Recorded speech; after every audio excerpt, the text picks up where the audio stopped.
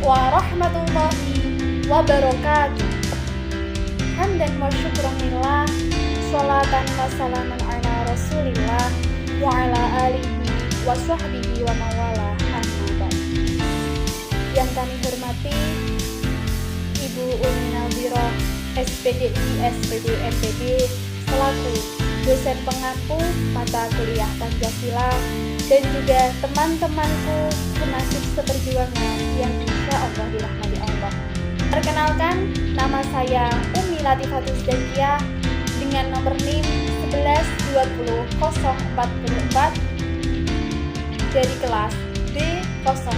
Pada kesempatan kali ini, saya akan memaparkan sebuah makalah dengan judul HAM dan Kesetaraan Gender.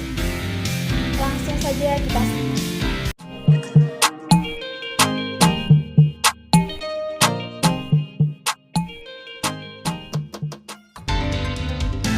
Pengertian HAM. HAM merupakan singkatan dari hak asasi manusia yang memiliki pengertian, konsep hukum, dan normatif yang menyatakan bahwa setiap manusia memiliki hak yang melekat padanya. Hak asasi manusia ini berlaku kapanpun, dimanapun, dan kepada siapapun. Dalam suatu negara, hak asasi manusia setiap warganya itu dilindungi sebagai kewajiban negara untuk menghormati, melindungi, dan memenuhi hak asasi manusia seluruh rakyatnya.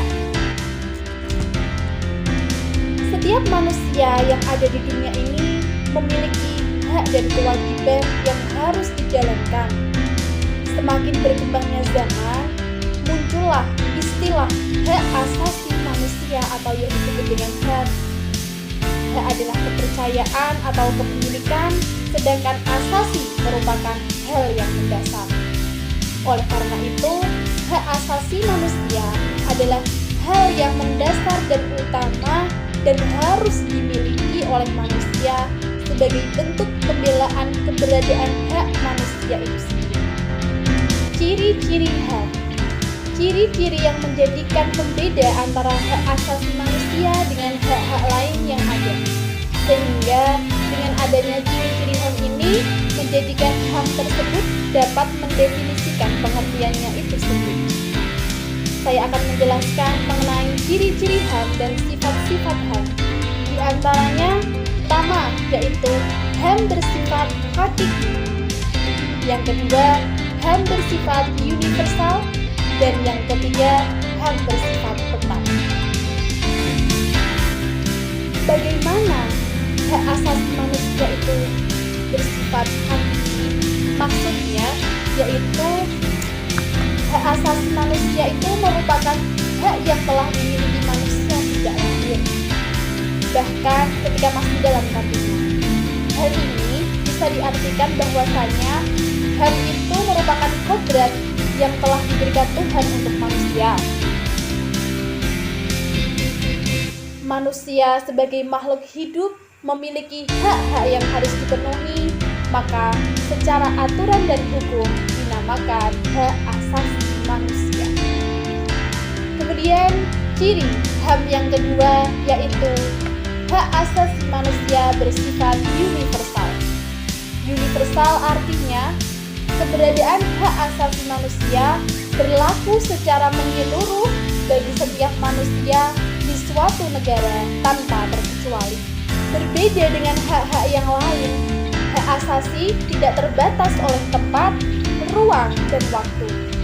Dimanapun manusia berada, hak asasi manusia ini pun harus dihormati dan dijunjung tinggi. Maka dari itu, jika kita menengok ke belakang, PBB dahulu melakukan deklarasi dunia menyangkut penegakan hak asasi manusia. Dalam deklarasi tersebut, setiap anggota PBB, termasuk negara kita Indonesia ini, menyepakati bahwa hak asasi manusia bersifat universal.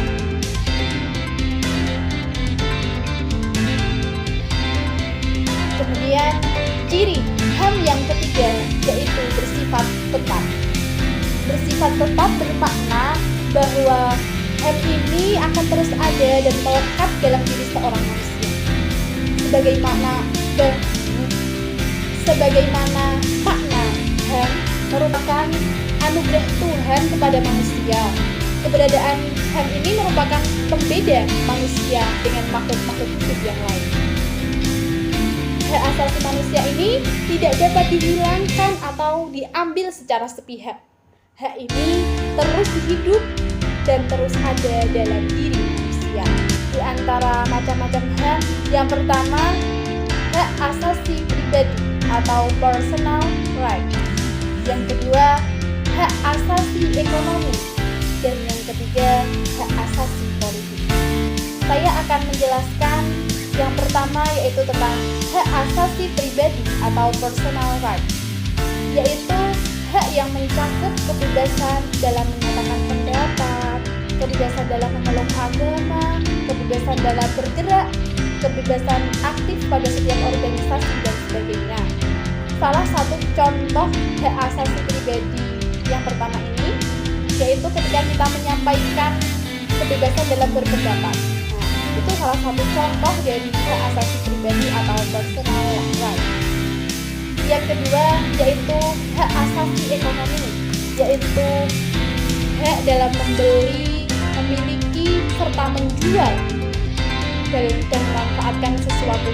Nah, yang kedua yaitu hak asasi ekonomi, yaitu hak dalam membeli, memiliki, serta menjual dan memanfaatkan sesuatu. Hak yang berhubungan dengan kegiatan perekonomian. Contohnya, hak asasi ekonomi ini sebagai berikut, yaitu hak kebebasan melakukan kegiatan jual beli, hak kebebasan mengadakan perjanjian kontrak, hak kebebasan menyelenggarakan sewa menyewa atau hutang piutang. Kemudian hak kebebasan untuk memiliki sesuatu, hak untuk memiliki dan mendapatkan pekerjaan yang layak. Itu salah satu contoh dari hak asasi dalam ekonomi. Kemudian macam-macam HAM yang ketiga, yaitu hak asasi dalam bidang politik, yaitu hak ikut serta di dalam pemerintahan, hak untuk dipilih ataupun memilih, serta hak membuat dan mendirikan partai politik serta organisasi politik lainnya. Dan yang terakhir yaitu hak untuk membuat dan mengajukan suatu usulan petisi. Masih banyak macam-macam HAM yang lain, macam-macam HAM, hak asasi di bidang hukum, di bidang peradilan, dan lain-lainnya.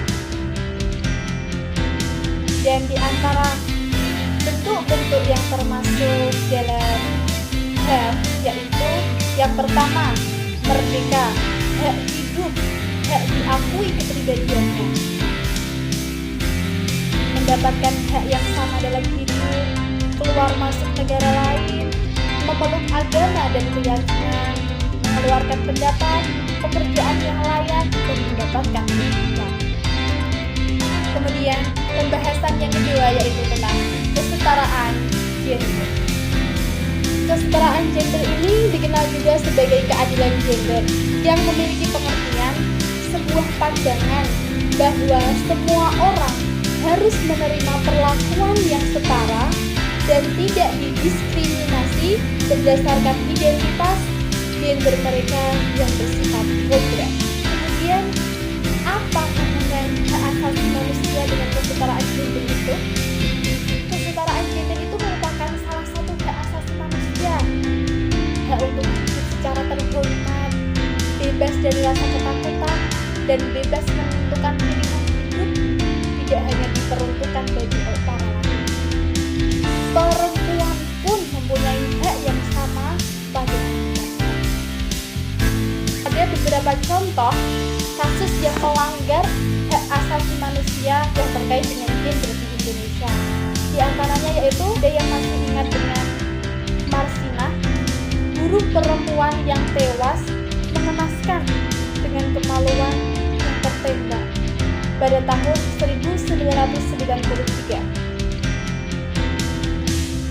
Almarhumah Marsinah ini dibunuh karena memimpin demo mendapatkan kenaikan gaji dari 1.700 menjadi 2.250 terhadap PT Catur Putra Surya. Ada kasus yang lain yaitu dari 2 remaja Aceh yang dijadikan PSK di Malaysia. 2 remaja ini dideportasi oleh pihak imigrasi Malaysia dikarenakan tidak memiliki dokumen yang lengkap untuk tinggal di sana.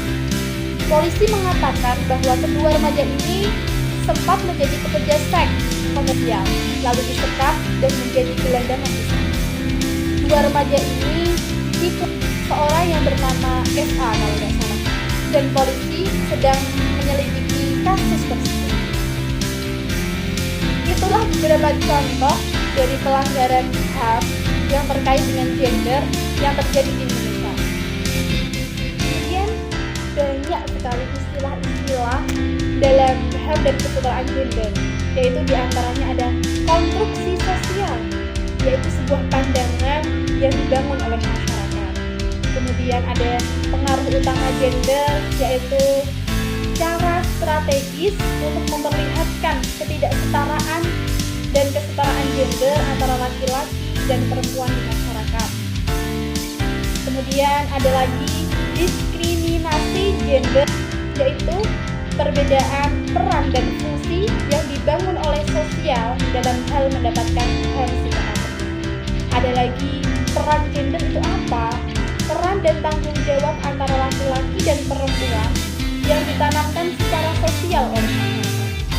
Ada lagi analisis gender, yaitu cara untuk mengetahui permasalahan diskriminasi berkenaan dengan gender di masyarakat. Jadi dapat disimpulkan bahwasannya HAM dan kesetaraan gender ini saling berhubungan ya, karena kesetaraan gender ini merupakan salah satu hak yang harus dimiliki manusia. Untuk kesetaraan antara laki-laki maupun perempuan, dan kesetaraan gender merupakan salah satu hak asasi manusia. Kemudian yang dapat saya sampaikan, kurang lebihnya saya mohon